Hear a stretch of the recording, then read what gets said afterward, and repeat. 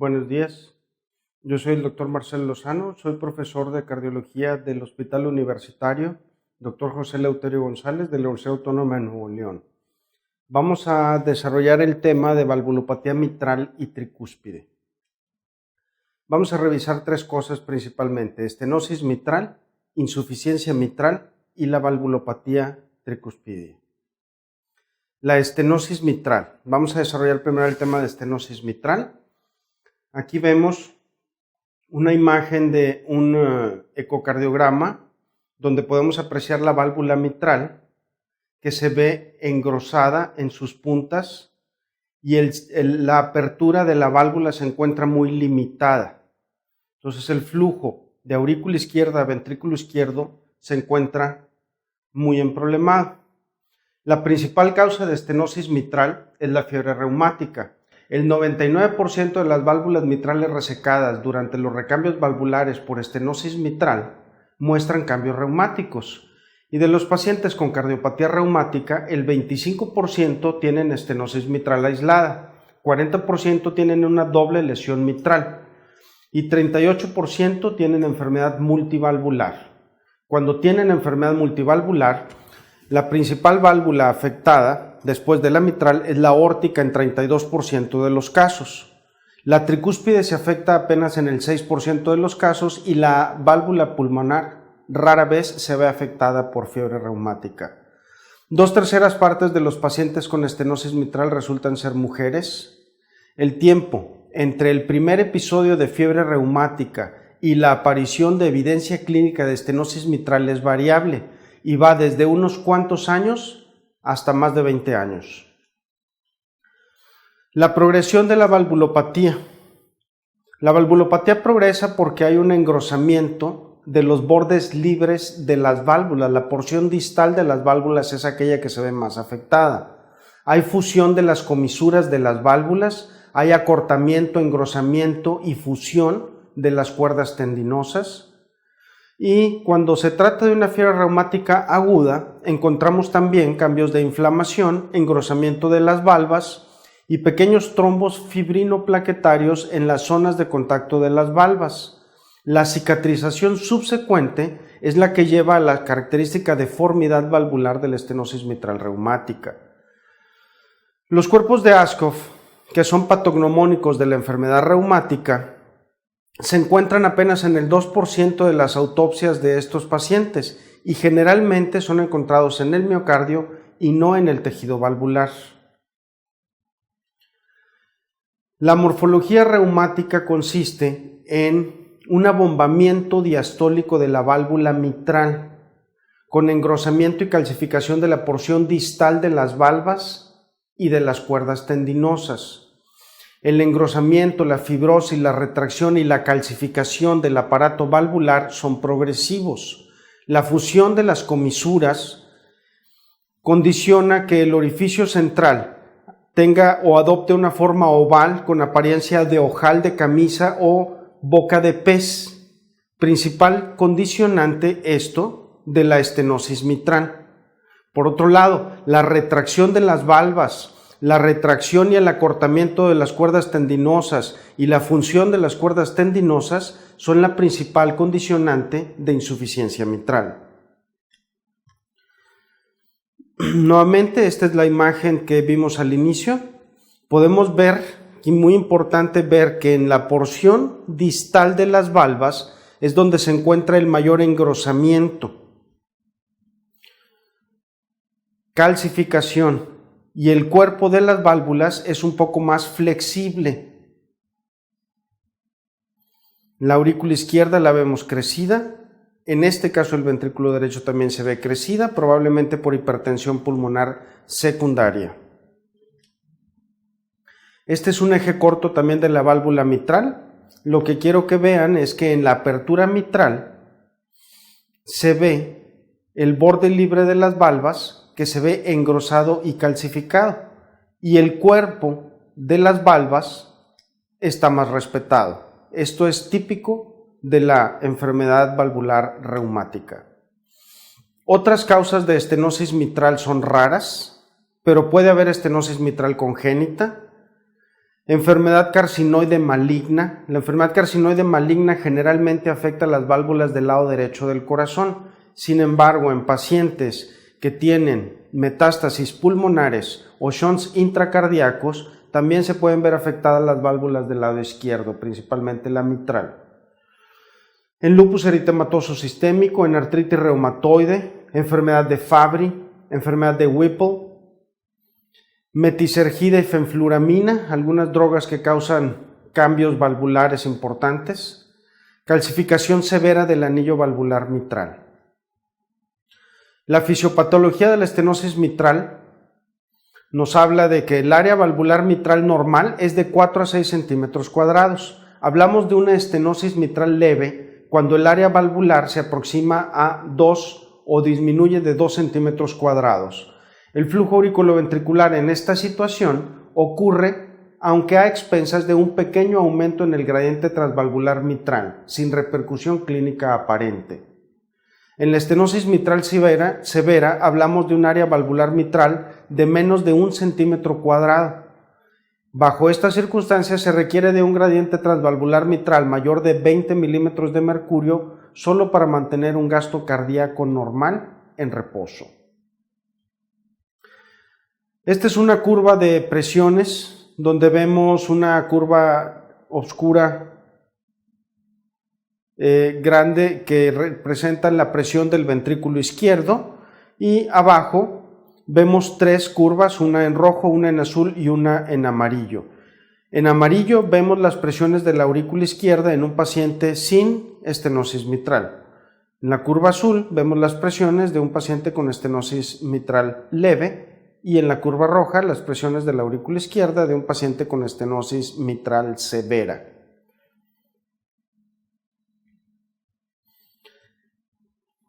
Por otro lado, el gradiente de presión auriculoventricular es proporcional al cuadrado del flujo e inversamente proporcional al cuadrado del área valvular mitral.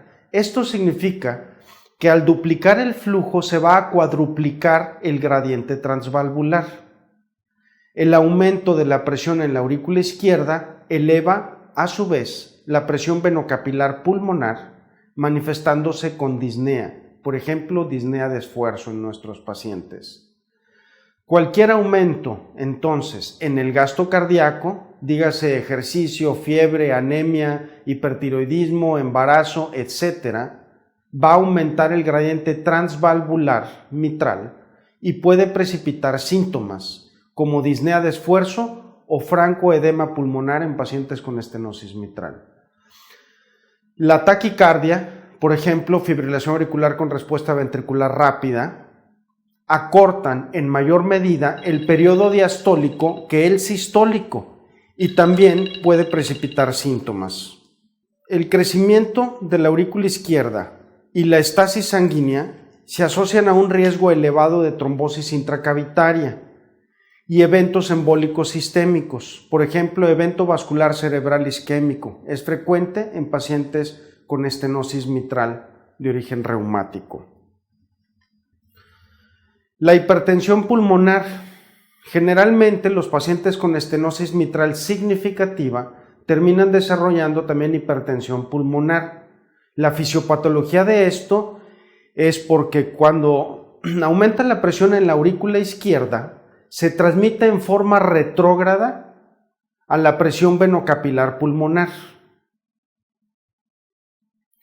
Esto significa, si la presión en la aurícula izquierda es menor que la presión en la arteria pulmonar, tenemos un gradiente transpulmonar que permite que la sangre fluya desde el sistema arterial pulmonar hasta la aurícula izquierda. Si aumenta la presión en la aurícula izquierda, necesariamente tiene que aumentar la presión arterial pulmonar para mantener ese gradiente transpulmonar y un flujo anterógrado del sistema arterial pulmonar hacia la aurícula izquierda. Ahora, también puede ocurrir constricción arteriolar secundaria, hipertensión pulmonar reactiva y finalmente puede haber cambios obliterativos de la vasculatura pulmonar que ocasionan en forma irreversible hipertensión pulmonar. Esto generalmente es una complicación tardía de pacientes con estenosis mitral. Cuando hay hipertensión pulmonar severa, la repercusión en el ventrículo derecho va a ocasionar finalmente datos de insuficiencia cardíaca derecha, congestión venosa, edema periférico, ascitis, hepatomegalia, ingurgitación venosa. Debido a la estenosis mitral y la inflamación de la carditis reumática, la aurícula izquierda se dilata, se fibrosa y los haces musculares se desorganizan.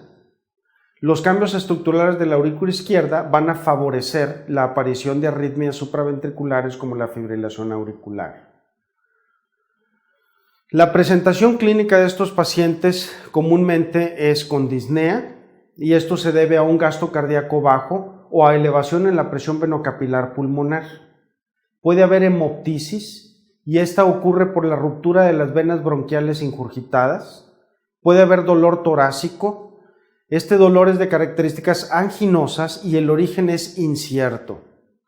Puede haber edema periférico. Los pacientes que ya desarrollaron hipertensión pulmonar severa de largo tiempo de evolución van a presentar datos de falla cardíaca derecha y entre ellos se encuentra el edema periférico. Síndrome de Horner es otra manifestación clínica interesante de la estenosis mitral. Ocurre disfonía por compresión del nervio laringio recurrente por el crecimiento de la aurícula izquierda. A la exploración física de estos pacientes es frecuente encontrar un pulso irregular o ruidos cardíacos irregulares. En ellos es muy frecuente encontrar fibrilación auricular. Podemos encontrar un primer sonido cardíaco aumentado o S1 aumentado. Esto es por la rapidez con la que aumenta la presión en el ventrículo izquierdo en una válvula que aún es pliable. Podemos escuchar un chasquido de apertura y esto ocurre al tensarse súbitamente la válvula mitral. Durante la diástole, la excursión que presenta la válvula mitral hacia su apertura, hacia el interior del ventrículo, se ve súbitamente detenida por la fusión de las comisuras y esta detención súbita hace que se escuche ese chasquido de apertura. Y el signo más clásico de la estenosis mitral es un retumbo diastólico, que es más evidente cuando el paciente se coloca en decúbito lateral izquierdo y se escucha mejor con la campana del estetoscopio que con el diafragma. Podemos tener también un soplo sistólico de insuficiencia tricuspidia, generalmente en el borde esternal izquierdo, cuarto espacio intercostal. También podemos tener un soplo de Graham-Still, que no es otra cosa que un soplo de insuficiencia de la válvula pulmonar, generalmente en pacientes que ya han desarrollado hipertensión pulmonar. El diagnóstico de estos pacientes, generalmente el diagnóstico va a radicar en el ecocardiograma. Es la aproximación diagnóstica más completa para la evaluación y diagnóstico de la estenosis mitral. La prueba de ejercicio con ecocardiograma es muy útil en estos pacientes y nos sirve para evaluar el rendimiento físico y el desarrollo de hipertensión pulmonar durante el ejercicio.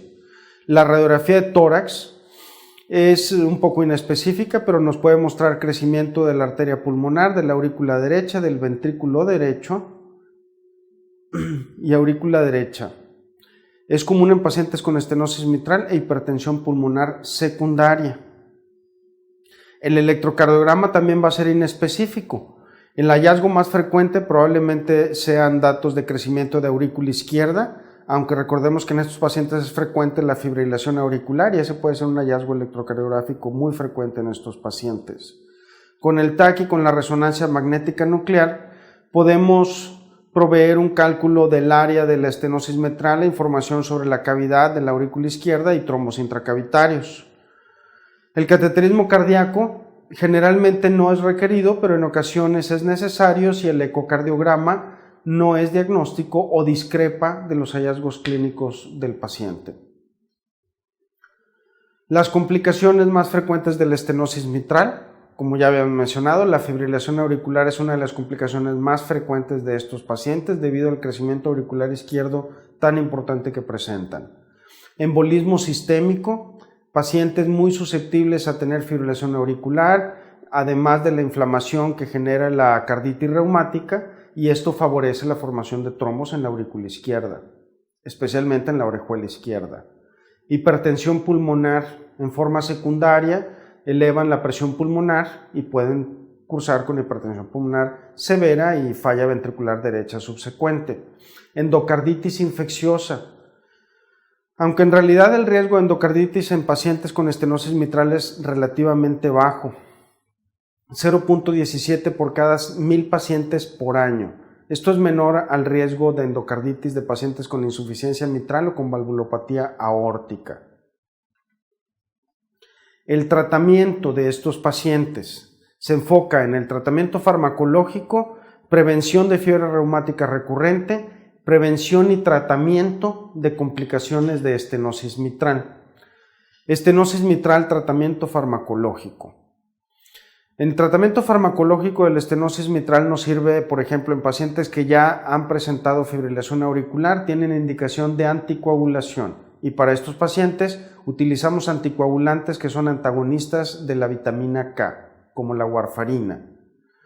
Tratamiento de arritmias como la fibrilación auricular, siempre hay que controlar la frecuencia cardíaca y en ocasiones el ritmo cardíaco. Entre otros tratamientos, el antibiótico para manejo de la fiebre reumática según las guías de manejo de fiebre reumática. Profilaxis para endocarditis ya no está recomendada en todos los pacientes y se recomienda tratar agresivamente condiciones concurrentes como anemia, infecciones, etc. El tratamiento más definitivo de la estenosis mitral es un tratamiento para liberar la obstrucción mecánica en la válvula mitral. Hay varias formas de hacerlo. Está la valvotomía mitral percutánea con balón, que es la primera opción en estos pacientes. Esta se lleva a cabo utilizando un catéter balón que se introduce por vía femoral, por vena femoral, para ascenderla hasta llegar a cavidades derechas. De la aurícula derecha generalmente se hace una punción transeptal para pasar a través del septum interauricular hacia la aurícula izquierda y ya en la aurícula izquierda descender ese balón a el punto donde está la válvula mitral. Se introduce en el interior de la apertura mitral y ya estando ahí se dilata el balón y esto va a hacer que se dilate la válvula y se despeguen las comisuras valvulares, aumentando el área valvular.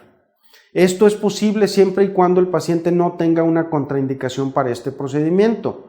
Y esto es, el paciente que tiene mucha calcificación puede desarrollar insuficiencia mitral severa. El paciente que ya tiene insuficiencia mitral importante, después de una valvulotomía con balón, va a aumentar esa insuficiencia mitral, entonces también es una contraindicación. O también el paciente que tiene masas o trombos intracavitarios. Los trombos son comunes en estos pacientes por la fibrilación auricular y por la carditis reumática. En esos pacientes también estaría contraindicado hacer una valvuloplastía con balón. La valvulotomía quirúrgica cerrada es un procedimiento en el que se hace una invaginación, por así decirlo, con el dedo a través de la pared de la aurícula izquierda para pasarlo a través de la apertura mitral y de esa manera manualmente y mecánicamente desprender las comisuras valvulares.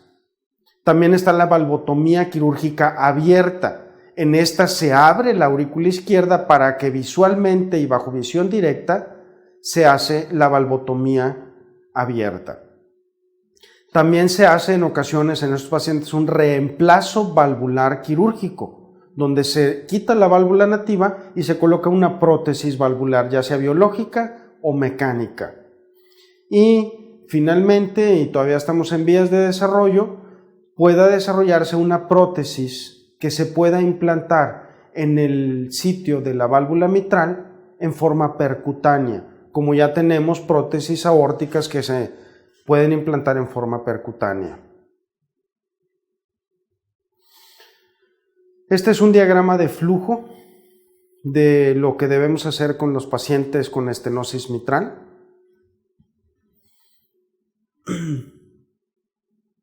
Por ejemplo, en la columna de la izquierda, en pacientes con estenosis mitral reumática, en la columna de la izquierda viene el primer recuadro que dice estenosis mitral severa o muy severa, menor de 1 centímetro cuadrado.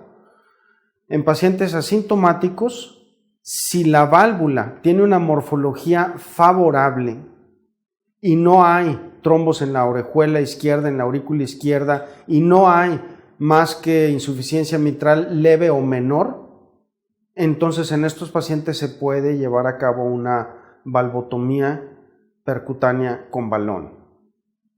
Si esos pacientes con estenosis severa se encuentran sintomáticos y la anatomía de la válvula es favorable y no hay trombos en la aurícula y no hay insuficiencia mitral relevante, entonces se hace la valvulotomía mitral percutánea.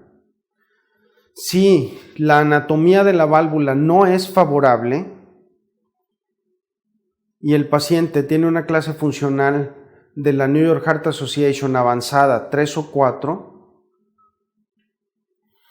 entonces se puede considerar aún así hacer una valvulotomía con balón o hacer un reemplazo valvular. En pacientes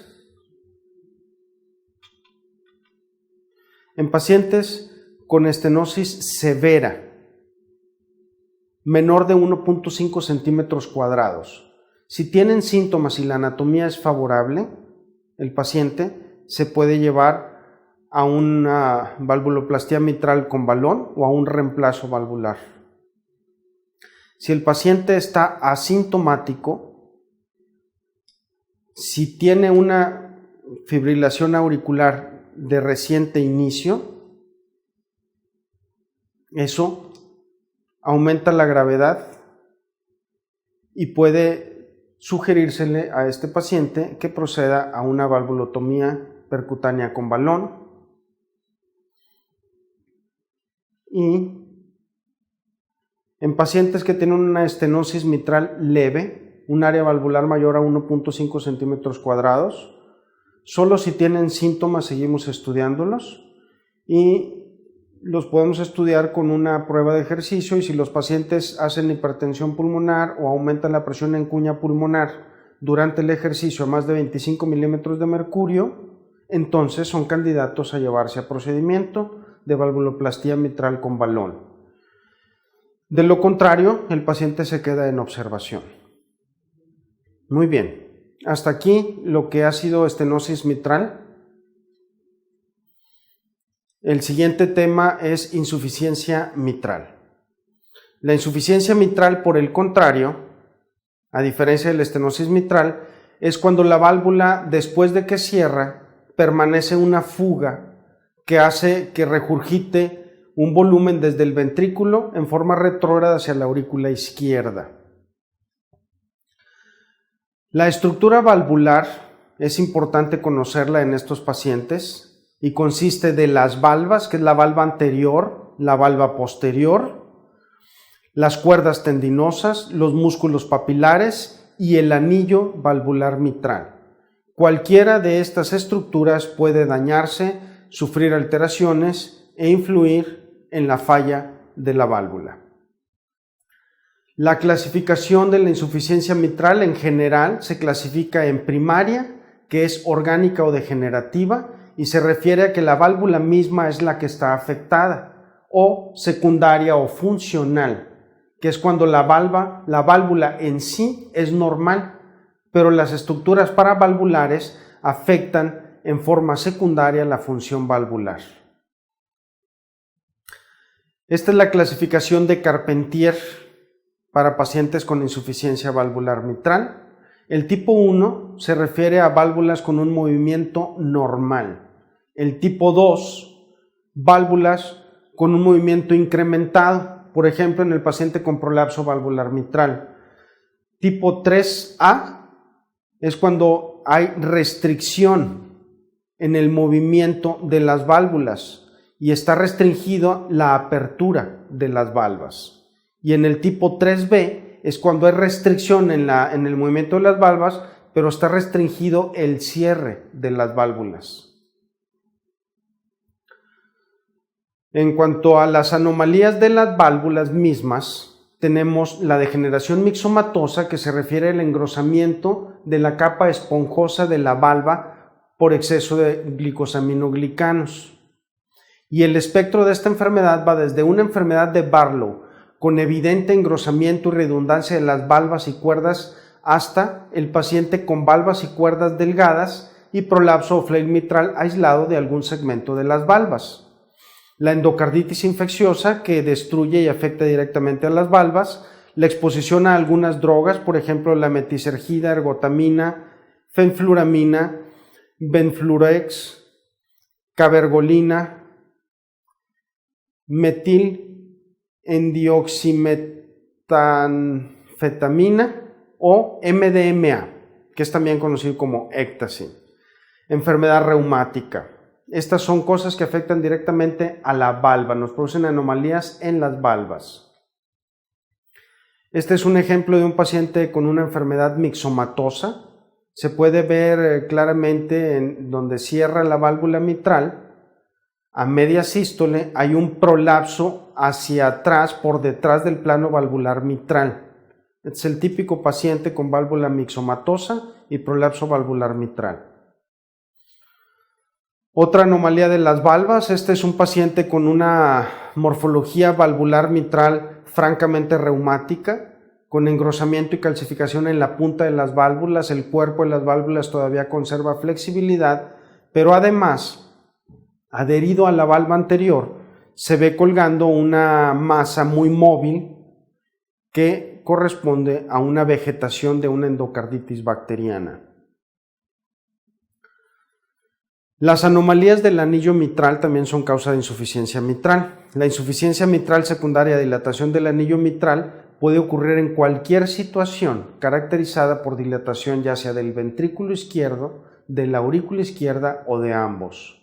La calcificación del anillo mitral ocasionalmente produce casos severos que pueden causar tanto insuficiencia como estenosis mitral. No es frecuente, pero está descrito.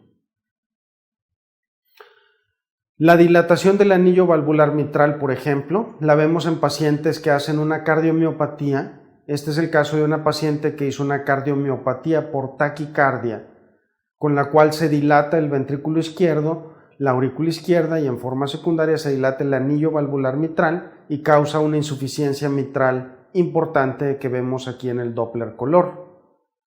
Este mismo paciente, si se le da un tratamiento médico, responde bien al tratamiento médico, disminuyen los volúmenes y los diámetros intracavitarios del ventrículo izquierdo, disminuye el anillo valvular mitral y disminuye el grado de severidad de la insuficiencia mitral. Este es un ejemplo de un paciente con calcificación del anillo valvular mitral importante. Hay que observar en este caso que la calcificación es más prominente, la calcificación y el engrosamiento son más prominentes en la base de las válvulas que en la porción distal de las válvulas. Esto es más degenerativo. En la reumática es precisamente al revés. Se afecta más la porción distal de las valvas y menos la porción proximal de las valvas. Las anomalías de las cuerdas tendinosas también son una causa muy importante de insuficiencia mitral. La elongación y la ruptura de cuerdas tendinosas son frecuentes en degeneración mixomatosa o deficiencia fibroelástico, como en pacientes con Ehlers-Danlos. Las cuerdas hacia la valva posterior suelen romperse con mayor frecuencia que las cuerdas hacia la valva posterior. Y dependiendo del número de cuerdas rotas y el tiempo en que ocurrieron estas rupturas, la resultante puede ser una insuficiencia mitral leve, moderada o severa, y la evolución puede ser aguda, subaguda o crónica. En las anomalías de las cuerdas tendinosas, la ruptura de una cuerda tendinosa que deja un flail de la válvula mitral, lo podemos ver en esta imagen. Vemos en la valva anterior que se ve más larga a la izquierda de la pantalla, se ve normal, y la valva posterior que se ve más cortita a la derecha de la pantalla, y justo pegado a la porción distal de la valva posterior se ve donde hay una prolongación móvil ahí que en realidad es una cuerda tendinosa suelta. Este es otro caso de anomalías de cuerdas tendinosas, un paciente que tiene también una ruptura de cuerda tendinosa en la valva posterior y un prolapso de la valva posterior, que le genera una insuficiencia mitral severa con un jet muy excéntrico, como podemos ver en esta imagen. La afección de los músculos papilares también puede ser causa de insuficiencia mitral, y ya que son perfundidos por una porción más terminal del lecho vascular coronario, son músculos susceptibles a isquemia. El músculo papilar posteromedial es más frecuentemente afectado por isquemia y o infarto, ya que solo tiene un aporte vascular que viene de la rama descendente posterior de la coronaria derecha. El músculo papilar anterolateral es menos frecuentemente afectado porque generalmente tiene más de un territorio coronario que lo irriga. También puede ocurrir isquemia en estados de anemia, choque, arteritis coronaria, etc. Y puede haber involucro o infiltración de músculos papilares en enfermedades como amiloidosis, sarcoidosis, abscesos, granulomas, neoplasias, etc. Este es un ejemplo de un paciente con isquemia posterolateral que afecta al músculo posteromedial que vemos en la porción izquierda de la pared del ventrículo izquierdo, ¿sí? Justo en la base del músculo papilar hay un segmento miocárdico que tiene una contractilidad disminuida. Eso es una disfunción isquémica del músculo papilar. Ese músculo papilar jala principalmente a la valva anterior y esto va a ocasionar que la valva no llegue a su sitio de coaptación adecuada y produzca una insuficiencia mitral secundaria con un jet muy excéntrico. La disfunción ventricular izquierda. La disfunción ventricular izquierda también es causa de insuficiencia mitral. La cardiomiopatía isquémica y la cardiomiopatía dilatada son causas muy importantes de insuficiencia mitral. La segunda causa de insuficiencia mitral después de la degeneración mixomatosa o valvulopatía mitral degenerativa. En general, para determinado grado de dilatación del ventrículo izquierdo, la insuficiencia mitral es mayor cuando la tracción sobre las cuerdas tendinosas es asimétrica. Por ejemplo, un infarto póstero-inferior con disfunción secundaria del músculo papilar póstero-medial, que cuando la tracción es por afectación global del ventrículo izquierdo y tracciona ambas valvas, por ejemplo, en la cardiomiopatía dilatada idiopática. El pronóstico de los pacientes con insuficiencia mitral isquémica es peor que el de los pacientes con insuficiencia mitral primaria o por otras causas. Este es un ejemplo de un paciente con disfunción ventricular izquierda, dilatación del ventrículo izquierdo, dilatación del anillo valvular mitral e insuficiencia mitral secundaria. En la insuficiencia mitral crónica, la impedancia al vaciamiento del ventrículo izquierdo está disminuida en pacientes con insuficiencia mitral. Esto es bien importante. Recuerden que la presión en la aurícula izquierda es menor que la presión en la aorta. En sístole, cuando la válvula mitral está cerrada, fuga, cuando hay insuficiencia mitral, hacia la aurícula izquierda, que es una cavidad de baja presión, comparada con la salida hacia la aorta. Entonces el ventrículo encuentra una impedancia de su vaciamiento disminuida. Por tanto, el aumento en la precarga o la poscarga y la disminución en la contractilidad del ventrículo izquierdo aumentan el volumen del ventrículo izquierdo, el tamaño del anillo valvular mitral y el orificio regurgitante. Si el volumen del ventrículo izquierdo disminuye, como lo vimos en el ejemplo previo, el orificio regurgitante y el flujo regurgitante también disminuyen. Compensación del ventrículo izquierdo en la insuficiencia mitral. Inicialmente, el ventrículo izquierdo compensa la insuficiencia mitral con un vaciamiento más completo, debido a que tiene una impedancia menor al vaciamiento porque se vacía parcialmente hacia la aurícula izquierda. Esto hace que el ventrículo izquierdo llegue a un volumen final sistólico más pequeño y aumenta así la fracción de expulsión. Cuando la insuficiencia mitral severa se vuelve crónica, el volumen diastólico del ventrículo izquierdo va a aumentar y el volumen sistólico se va a normalizar o volver a un tamaño más común.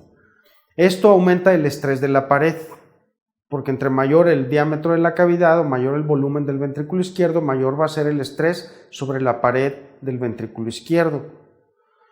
Mientras la poscarga disminuida permite mantener una fracción de expulsión normal o supranormal. En estos pacientes con insuficiencia mitral severa, la fracción de expulsión que esperamos encontrar es generalmente aumentada. Por esta razón, la sobrecarga hemodinámica sostenida acaba finalmente afectando al miocardio. Esto aumenta el volumen sistólico del ventrículo izquierdo al final, disminuyendo así tanto el volumen latido como la fracción de expulsión. Aquí lo vemos en el esquema. En el primer esquema, arriba a la izquierda, tenemos un volumen final diastólico de 120 mililitros en el ventrículo izquierdo y un volumen final sistólico de 50 mililitros. La fracción de expulsión es de casi 60% y toda esa fracción expulsada del ventrículo izquierdo fue hacia la aorta, un flujo anterógrado y no un flujo retrógrado. En el segundo ejemplo, arriba a la derecha, en el paciente con insuficiencia mitral aguda, lo que disminuye es principalmente el volumen final sistólico del ventrículo izquierdo. El volumen final diastólico permanece igual, ¿sí? Esto aumenta la fracción de expulsión a aproximadamente 75%, dándonos así un volumen latido total de 90 mililitros. Tenía 120 en diástole, 30 en sístole, son 90 mililitros de volumen latido, pero ese volumen se fue la mitad hacia la aurícula y la mitad hacia la aorta. Entonces el volumen latido efectivo o anterógrado es de tan solo 45 mililitros. En el tercer ejemplo, abajo a la izquierda, es el paciente que ya se vuelve más crónico y compensa. Entonces el volumen diastólico del ventrículo izquierdo aumenta y el volumen sistólico se normaliza. Entonces tenemos ya un volumen de 200 mililitros en diástole, 60 mililitros en sístole, que nos deja un volumen latido de 140 mililitros, y de estos 140 mililitros, anterógrados hacia aorta se van 70 mililitros y regurgitan 70 mililitros hacia la aurícula izquierda. Es el paciente que está compensado. Cuando este paciente finalmente se descompensa, el volumen final sistólico empieza a aumentar y el volumen diastólico sigue aumentando. Esto disminuye la fracción de expulsión y empieza a disminuir el volumen latido anterógrado en estos pacientes, ya causándoles generalmente síntomas de insuficiencia cardíaca. La contractilidad miocárdica en estos pacientes es importante considerar lo previo descrito en cuanto a la disminución en la poscarga por la insuficiencia mitral. Recuerden que esa fuga hacia la aurícula izquierda va a disminuir la impedancia a la que se tiene que vaciar el ventrículo.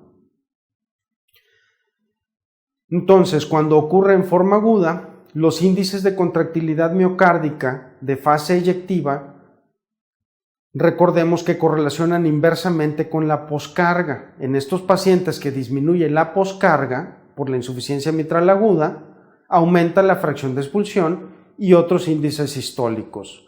Los valores limítrofe bajos de los índices sistólicos, por ejemplo, una fracción de expulsión de 50 a 60% en pacientes con insuficiencia mitral crónica severa, generalmente va a reflejar una disfunción miocárdica.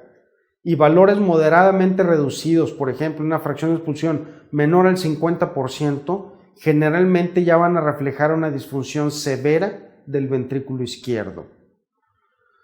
Y pacientes con una fracción de expulsión muy disminuida, por abajo de 35%, refleja una disfunción miocárdica muy severa y avanzada, generalmente irreversible. La insuficiencia mitral con la fracción de expulsión y el pronóstico postoperatorio. Los pacientes postoperados de insuficiencia mitral tienen una sobrevida variable dependiendo de la fracción de expulsión que tenían antes de ser operados. Así, por ejemplo, los pacientes que se operaron con una fracción de expulsión de 60%, a 10 años tenían una sobrevida de 72%. Los pacientes que se operaron con una fracción de expulsión de 50 a 60% a 10 años tenían una sobrevida de 53%. Y aquellos pacientes con una fracción de expulsión menor de 50% al tiempo de la cirugía, a 10 años tenían una sobrevida de tan solo 32%. ¿Qué más? En cuanto al volumen final sistólico del ventrículo izquierdo, es muy importante. Cuando empezamos a ver en los pacientes con insuficiencia mitral que el volumen sistólico empieza a aumentar, el paciente está empezando a hacer disfunción del ventrículo izquierdo. Ya para cuando el paciente tiene un diámetro sistólico del ventrículo izquierdo mayor de 4 centímetros, esto identifica pacientes con alta probabilidad de presentar disfunción sistólica del ventrículo izquierdo en el postoperatorio. El strain longitudinal global menor a 19% también ha mostrado ser predictivo de disfunción sistólica del ventrículo izquierdo en el postoperatorio. La hemodinámica que tenemos que considerar en estos pacientes. El gasto cardíaco y la fracción de expulsión efectivos están generalmente disminuidos en pacientes sintomáticos con insuficiencia mitral. Efectivos, recuerden, gasto cardíaco y fracción de expulsión efectivos son los que fluyen hacia la aorta. Lo que regurgita hacia la aurícula es perdido. El gasto cardíaco y la fracción de expulsión totales, obviamente que es el volumen anterogrado más el volumen que regurgita la aurícula, se encuentran generalmente normales o aumentados. La complianza de la aurícula izquierda va a ser el resultado de la interacción entre la dilatación de la aurícula izquierda, que aumenta la complianza, por un lado, y la hipertrofia de la pared de la aurícula izquierda, que disminuye la complianza por otro lado. Y esto es importante, porque en pacientes con una aurícula muy grande, la presión pulmonar tiende a aumentar menos que en pacientes con una aurícula muy pequeña, menos compliante. La presentación clínica de los pacientes con insuficiencia mitral. La naturaleza y severidad de los síntomas en pacientes con insuficiencia mitral resulta de una combinación de los siguientes factores: severidad de la insuficiencia mitral, tiempo de evolución de la insuficiencia mitral y niveles de presión en la aurícula izquierda, en el sistema venocapilar pulmonar y en la arteria pulmonar. Las taquiarritmias auriculares, recordamos, también son frecuentes en pacientes con insuficiencia mitral, puesto que estos pacientes también tienden a tener aurícula izquierda muy crecida e hipertrófica. Muchos pacientes con insuficiencia mitral severa permanecen asintomáticos por muchos años. Los síntomas pueden ocurrir aún con una fracción de expulsión conservada. Y en pacientes con insuficiencia mitral reumática, la aparición de síntomas después de una fiebre reumática suele ser generalmente mayor de 20 años. Es generalmente más tardada que la presentación de una estenosis mitral reumática. La hemoptisis y la embolización sistémica son menos frecuentes en la insuficiencia mitral que en la estenosis mitral. La debilidad crónica y la fatiga por bajo gasto suelen ser más frecuentes en pacientes con insuficiencia mitral que en pacientes con estenosis mitral. Por el contrario, los síntomas de congestión pulmonar, por ejemplo, disnea, son más frecuentes en pacientes con estenosis mitral que en pacientes con insuficiencia mitral. En pacientes con insuficiencia mitral crónica severa y aurícula izquierda muy crecida, como les mencionaba hace un momento, la resistencia vascular pulmonar no aumenta tanto y muchos síntomas predominan. Y los síntomas que predominan son la fatiga, el cansancio y se deben principalmente al bajo gasto cardíaco. Los datos de falla ventricular derecha, edema, hepatomegalia, ascitis, son más prominentes en pacientes con insuficiencia mitral aguda, resistencia vascular pulmonar aumentada e hipertensión pulmonar. Insuficiencia mitral, exploración física. A la exploración física de los pacientes con insuficiencia mitral, lo más notorio o típico es un soplo mitral, que generalmente es holosistólico, silbante, de tono alto, más intenso en el ápex e irradiado generalmente a axila y área infraescapular. El primer ruido cardíaco, el S1, puede estar disminuido, puede haber un desdoblamiento del segundo ruido cardíaco. El componente pulmonar puede estar aumentado en el segundo ruido cardíaco por la hipertensión pulmonar que algunos de estos pacientes tienen. Pueden desarrollarse un S3 por aumento anormal del flujo transmitral en la diástole temprana. Y si el soplo está limitado a la sístole tardía, probablemente sea secundario a un prolapso valvular mitral, que generalmente ocurre a media sístole y puede ir precedido de un clic mesosistólico, que es el momento en el que prolapsan las valvas. En pacientes con valvulopatía reumática, los hallazgos pueden ir desde un espectro que va de hallazgos típicos de estenosis mitral hasta hallazgos típicos de insuficiencia mitral. El diagnóstico de los pacientes con insuficiencia mitral, además de sospecharlo por clínica, el diagnóstico generalmente reside en imágenes ecocardiográficas. El ecocardiograma tiene un papel central, define la causa, la severidad, el potencial de intervención en el padecimiento y nos puede servir para su seguimiento. Otras modalidades diagnósticas son el electrocardiograma, que es inespecífico, nos puede dar datos inespecíficos como crecimiento aurícula izquierda, pueden presentar fibrilación auricular o puede haber datos de hipertrofia ventricular derecha en aquellos pacientes que desarrollaron hipertensión pulmonar. La radiografía generalmente va a mostrar una cardiomegalia a expensas de ventrículo izquierdo y aurícula izquierda y a veces congestión pulmonar o datos de congestión pulmonar. La resonancia magnética nuclear puede hacer cálculos precisos del flujo regurgitante y calcula bastante precisamente los volúmenes y la masa ventricular, pero la visualización detallada de la estructura y función valvular se obtienen generalmente mejor por ecocardiografía, ya sea transtorácica o, si es requerido, transesofágica. La tomografía nos da información estructural adicional de la válvula y la anatomía coronaria también la podemos saber. La ruptura de cuerdas tendinosas, este es un ejemplo que habíamos visto un poco más atrás. Se observa de la porción distal de la valva posterior mitral cómo cuelga o se mueve una cuerda tendinosa que está rota y se mueve con el flujo de insuficiencia mitral. La valvulopatía reumática también es fácil identificarla por ecocardiografía, con las características que ya les mencioné, que son engrosamiento de la porción distal de las válvulas, calcificación también de preferencia en la porción distal. El cuerpo de las válvulas suele conservar un poquito más la pliabilidad o la flexibilidad de las válvulas. Las cuerdas tendinosas también se empiezan a afectar de la porción distal hacia la proximal.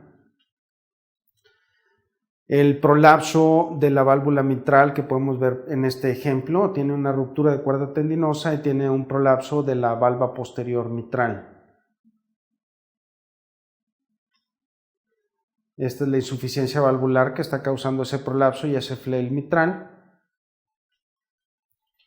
Esta es una imagen 3D del prolapso y la cuerda tendinosa rota en este paciente. Este es el mismo ejemplo que veíamos hace rato de una endocarditis en una válvula de características reumáticas, una válvula mitral de características reumáticas. Esta es una insuficiencia mitral en una cardiomiopatía dilatada, también identificada por ecocardiografía. Y esta es la disfunción de músculos papilares, un ejemplo que vimos previamente, que también fue identificado por ecocardiografía, con su insuficiencia mitral secundaria.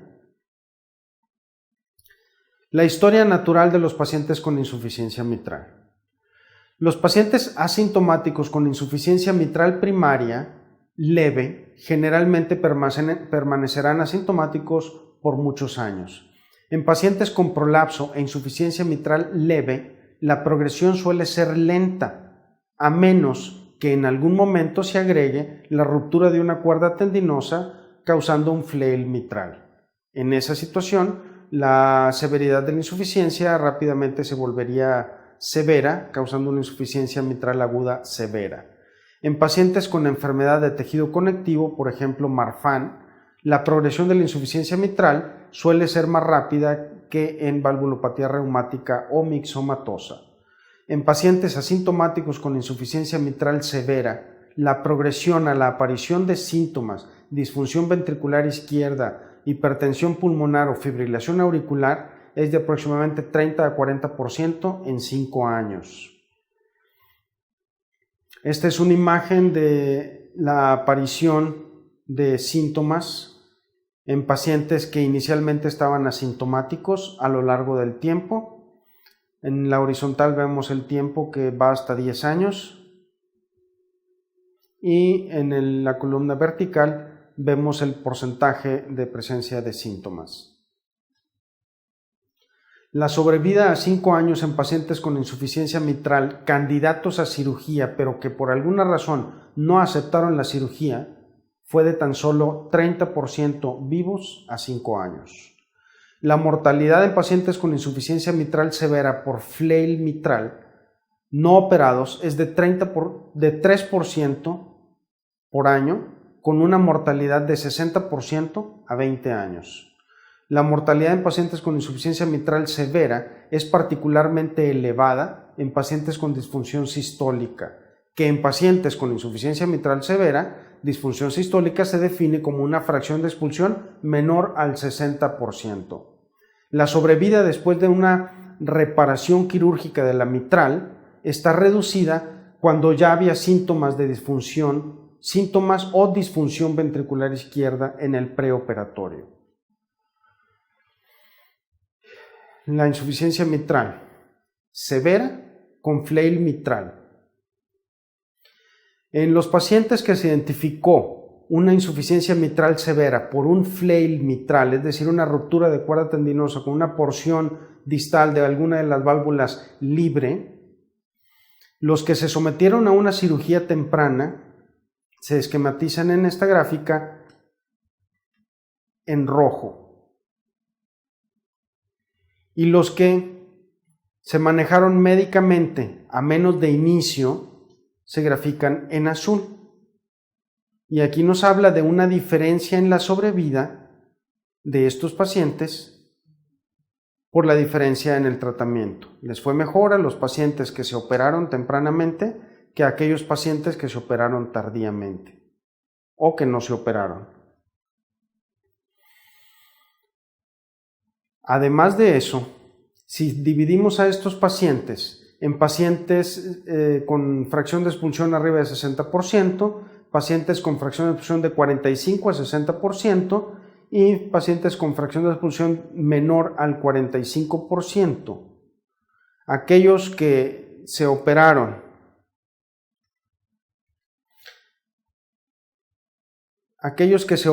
mostraron una disminución en la mortalidad considerablemente, lo cual era más notorio conforme la fracción de expulsión de estos pacientes antes de la cirugía estaba más deprimida.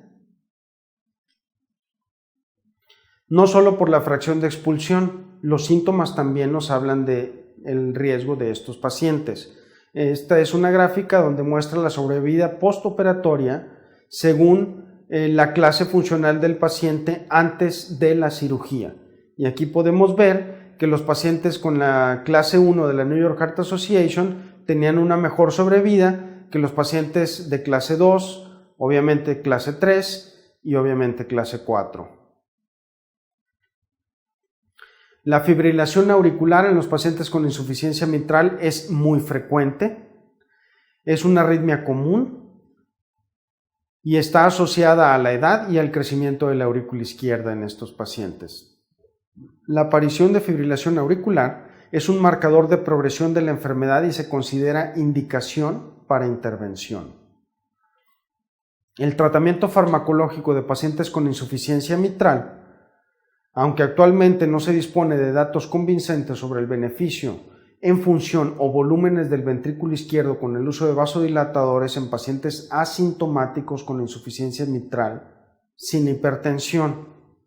Los betabloqueadores podrían retrasar la progresión de la disfunción ventricular izquierda y mejorar la sobrevida de los pacientes asintomáticos con insuficiencia mitral. Sin embargo, en ausencia de estudios clínicos definitivos, el uso general de betabloqueadores no está recomendado en pacientes asintomáticos.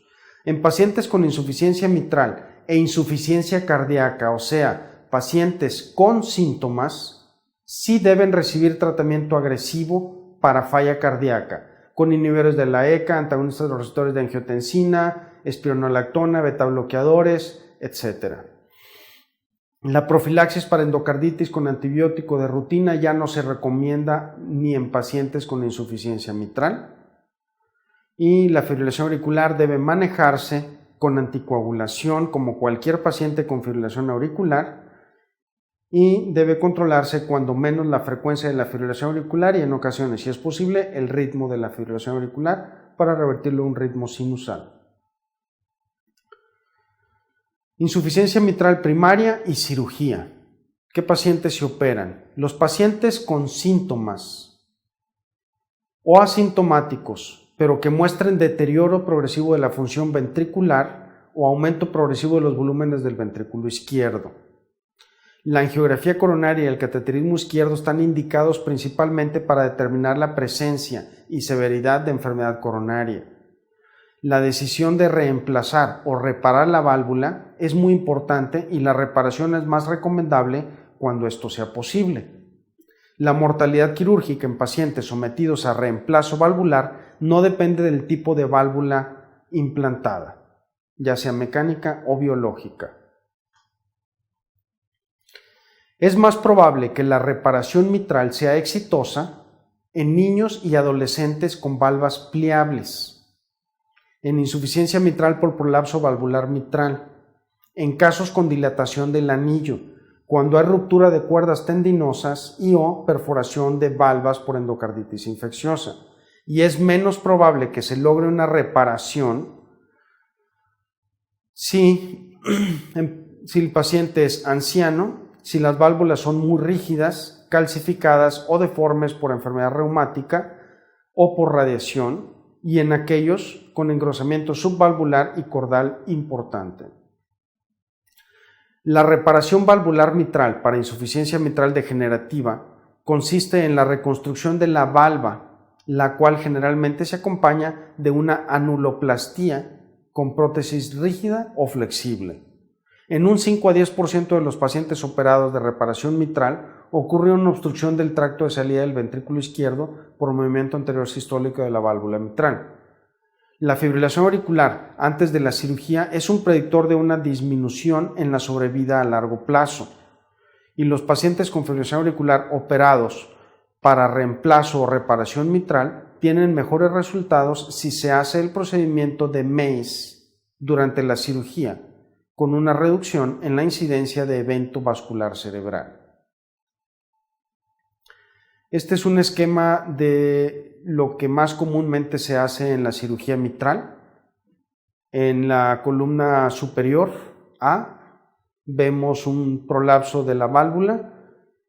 En el centro de esa columna vemos el sitio que se va a resecar y en el lado derecho de esa columna vemos cómo se colocó un anillo mitral y se cerró el sitio prolapsado que se resecó. En la columna central vemos un prolapso mucho mayor y en la B un prolapso mucho mayor que en el dibujo central vemos el área que se reseca y en el dibujo de la derecha vemos ya resecada el área, suturada reparada la valva y colocado el anillo de la anuloplastía. En la columna inferior, la C, vemos una ruptura de cuerdas tendinosas. En el centro de esa columna, en el dibujo central, vemos cómo se quedaron ahí unos puntos quirúrgicos que repararon la unión de las cuerdas tendinosas a la valva, y en el dibujo de la derecha vemos ya la valva reparada y el anillo reparado con anuloplastía. Reparación versus reemplazo de la válvula mitral insuficiente. La función ventricular izquierda generalmente se deteriora después de un reemplazo valvular, más que si solo se repara la válvula. La pérdida de la continuidad anillo, cuerdas, músculos papilares interfiere con la geometría, el volumen y la función del ventrículo izquierdo en pacientes operados de reemplazo valvular. Por eso actualmente se pretende conservar tanto las valvas como las cuerdas tendinosas como los músculos papilares aún y cuando al paciente se le vaya a reemplazar la válvula. Otra desventaja del reemplazo valvular son los problemas inherentes a las prótesis mismas: enfermedad vascular cerebral isquémica, hemorragia por la anticoagulación si es una prótesis mecánica, deterioro estructural de una bioprótesis, endocarditis infecciosa, etc. Indicaciones de cirugía. En pacientes asintomáticos está indicada la cirugía siempre y cuando la fracción de expulsión del ventrículo izquierdo sea menor al 60% o el diámetro final sistólico del ventrículo izquierdo sea mayor a 4 centímetros. Si el paciente tiene fibrilación auricular, también, y si el paciente tiene hipertensión pulmonar, también. En pacientes con síntomas, cuando tienen insuficiencia mitral primaria severa y síntomas moderados a severos. Y en pacientes sintomáticos con fracción de expulsión del ventrículo izquierdo menor a 30%, si es posible la reparación, ya que si se tiene que reemplazar la válvula en estos pacientes con una fracción de expulsión tan baja en el preoperatorio, el riesgo quirúrgico es sumamente elevado. Reparación transcatéter de la válvula mitral. Recientemente tenemos algunos dispositivos que nos ayudan a reparar algunos casos de insuficiencia mitral por cateterismo sin necesidad de llevar al paciente a cirugía. Uno de ellos es el MitraClip. El MitraClip lo que hace es un dispositivo que va a sujetar por la porción central la válvula posterior a la valva posterior a la valva anterior, haciendo las veces de lo que era una cirugía de Alfieri. Se implanta por un acceso venoso femoral, se hace una punción transeptal para pasar a la aurícula izquierda y a través de la punción transeptal se lleva el dispositivo hasta la válvula mitral. Este dispositivo sujeta una con otra la punta de las valvas anterior y posterior, reduciendo o eliminando la insuficiencia mitral. Ha sido aprobado para pacientes con un riesgo quirúrgico prohibitivo. Son pacientes que tienen un riesgo quirúrgico muy alto y la segunda opción que tienen es usar un MitraClip. En Europa ha sido aprobado tanto para insuficiencia mitral primaria como para insuficiencia mitral secundaria. En los Estados Unidos, la FDA solo lo ha aprobado para insuficiencia mitral primaria. La insuficiencia mitral secundaria crónica. Los pacientes con insuficiencia mitral secundaria relacionada a disfunción del ventrículo izquierdo generalmente se presentan con síntomas de insuficiencia cardíaca. Un ecocardiograma es importante para identificar el grado de dilatación y disfunción sistólica del ventrículo izquierdo, la presencia y severidad de la insuficiencia mitral y los mecanismos responsables de la insuficiencia mitral. La resonancia magnética nuclear puede ser útil para evaluar la severidad de la remodelación ventricular izquierda y la disfunción contráctil, así como el patrón de fibrosis en el miocardio. Tratamiento médico en pacientes con insuficiencia mitral secundaria. Los pacientes con insuficiencia mitral secundaria a dilatación y disfunción del ventrículo izquierdo deben tratarse agresivamente para manejo de falla cardíaca o de disfunción ventricular izquierda. El remodelado reverso por el tratamiento farmacológico de estos pacientes puede muchas veces disminuir la severidad de la insuficiencia mitral y mejorar la sintomatología de los pacientes. Este es un ejemplo de esos. Este es un paciente que desarrolló una cardiomiopatía por taquicardia cuando presentó fibrilación auricular con respuesta ventricular rápida y se mantuvo así por tiempo prolongado. El corazón finalmente hizo una cardiomiopatía con dilatación del ventrículo, dilatación de la aurícula, del anillo valvular mitral e insuficiencia mitral secundaria.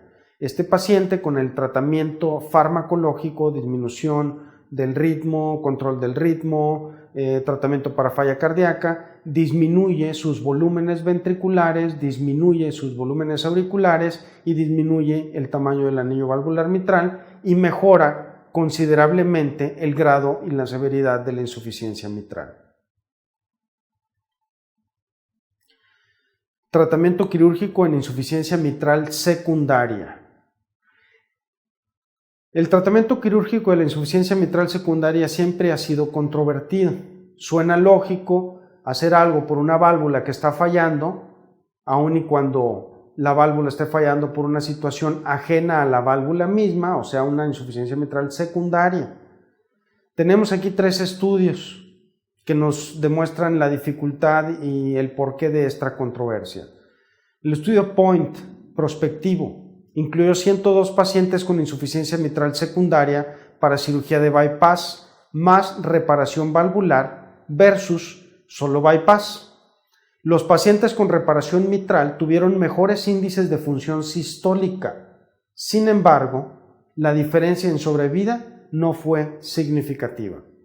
El estudio RHYME de bypass versus bypass más reparación mitral en 73 pacientes con insuficiencia mitral isquémica mostró mejoría en los índices de función sistólica y biomarcadores, pero sin cambio en la sobrevida.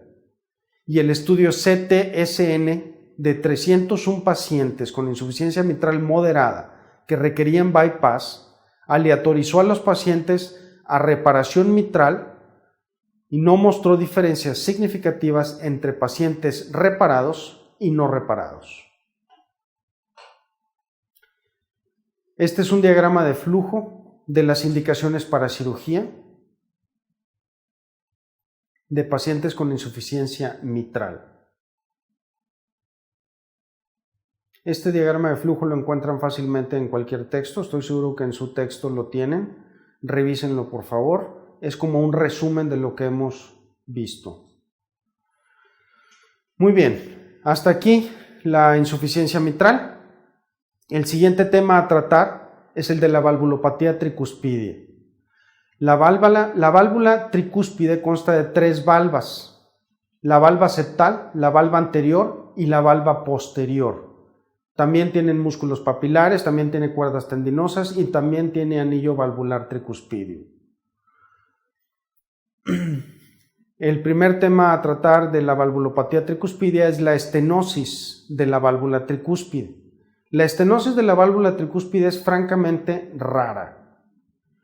Generalmente se puede ver en el contexto de un paciente con estenosis mitral reumática y afectación también de la válvula tricúspide y en ocasiones, también raro, puede ser congénita la estenosis tricúspide.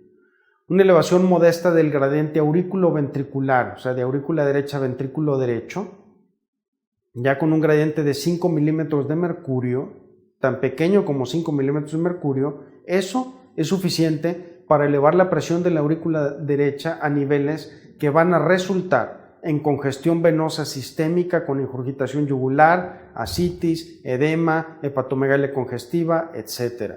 El gasto cardíaco en reposo se va a encontrar generalmente reducido y no aumenta con el ejercicio. El bajo gasto cardíaco caracterizado por estenosis tricúspide o característico de la estenosis tricúspide causa fatiga y molestias asociadas a la hepatomegalia, la ascitis y la anasarca. Un gradiente medio de 2 milímetros de mercurio, gradiente medio de 2 milímetros de mercurio y la imagen ecocardiográfica típica de abombamiento y restricción diastólica de las valvas por la porción distal de la tricúspide es suficiente para hacer el diagnóstico de estenosis tricúspide. Los síntomas generalmente van a ser ataque al estado general, astenia, adinamia, por ejemplo, fatiga, agotamiento. La congestión venosa sistémica es lo más frecuente y es lo que nos causa la fatiga, el edema, la hepatomegalia, la ascitis. La severidad de la congestión venosa sistémica está fuera de proporción en comparación con la disnea, que no es tan prominente en estos pacientes.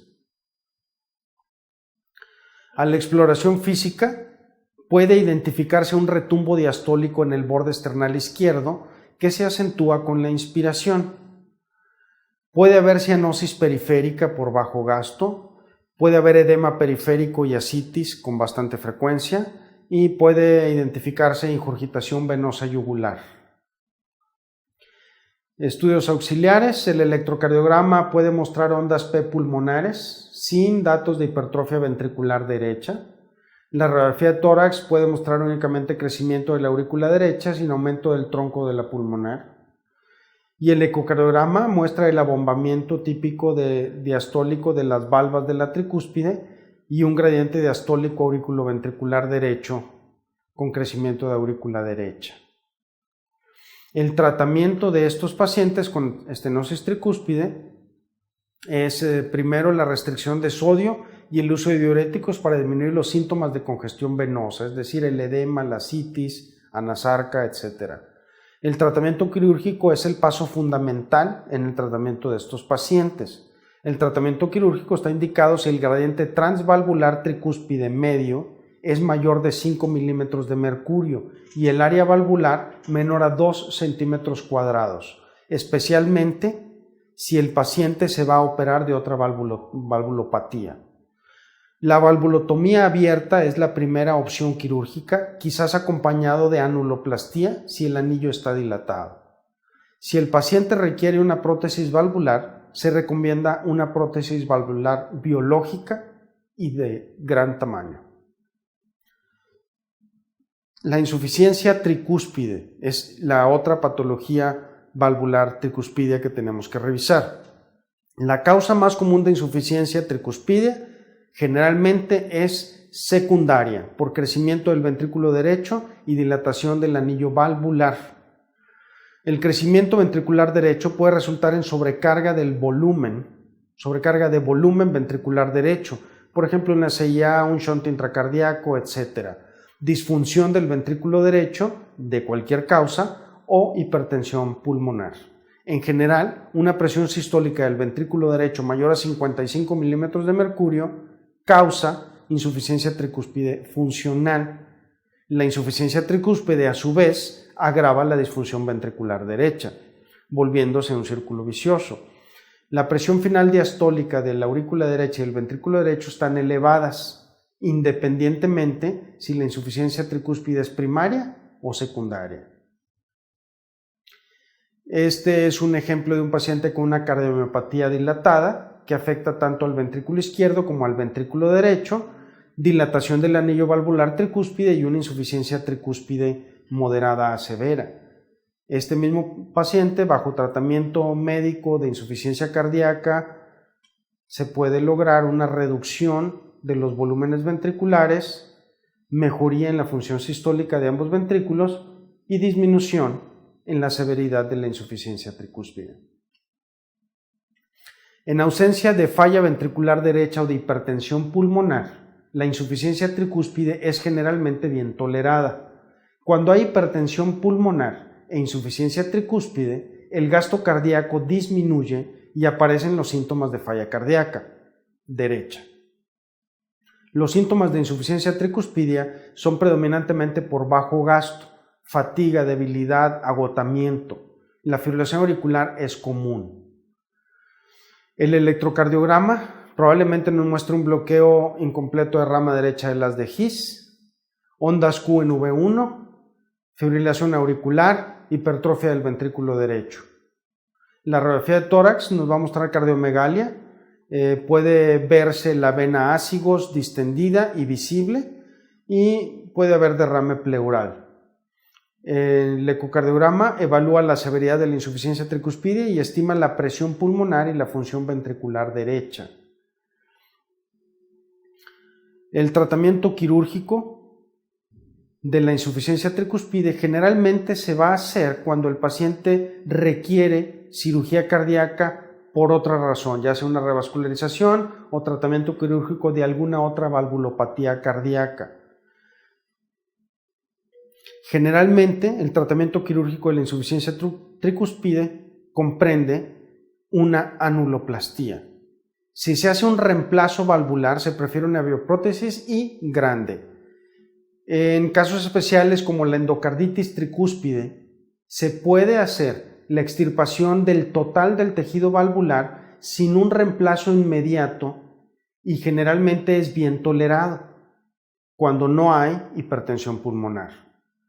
La prótesis, ya sea biológica o mecánica, se puede colocar meses después, ya que la infección está plenamente controlada. Gracias.